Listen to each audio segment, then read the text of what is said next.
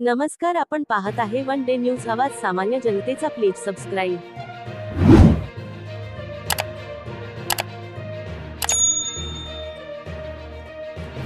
मनोज पाटील जरांगे यांच्या आमरण उपोषणाचा आज 6वा दिवस. जालन्यातील अंतरवाली सराटी मनोज जरांगेचे उपोषण सुरू आहे.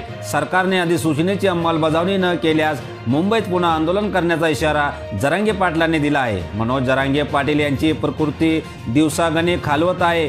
यांचे पडसाद संपूर्ण महाराष्ट्रात पाहण्यास मिळत आहे. आज गेवराई पायगाचे सरपंच मंगेश साबळे यांनी सिल्लोड फुलंब्री रस्त्यावर आळंद या गावी रास्ता रोको आंदोलन सुरू केले. गेंड्याच्या कातडीचे सरकार म्हणत आळंद रोडवर मंगेश साबळे यांचे रास्ता रोको आंदोलन. नेहमी कुठल्या ना कुठल्या कारणाने चर्चेत असणारे मंगेश साबळे यांचे मनोज पाटील जरांगे यांच्या समर्थनार्थ आळंद तालुका सिल्लोड येथील रोड रस्त्यावर रास्ता रोको आंदोलन सुरू केले आहे.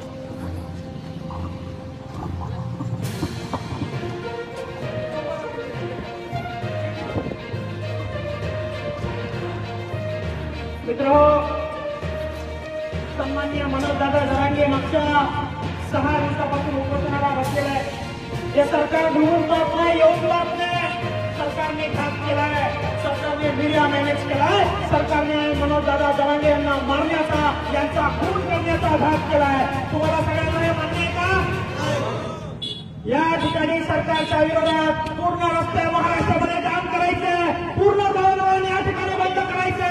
जोपर्यंत सरकार सन्माननीय मनोजदादा जरांगे यांच्या ठिकाणी पायथ्याशी येऊन या ठिकाणी आपल्या आरक्षणाचा विरोध मागे करत नाही, तोपर्यंत रस्ता रोको या ठिकाणी थांबणार नाही. पोलीस बांधवांना विनंती करतो की हे सगळं या ठिकाणी शांततेत सुरू आहे.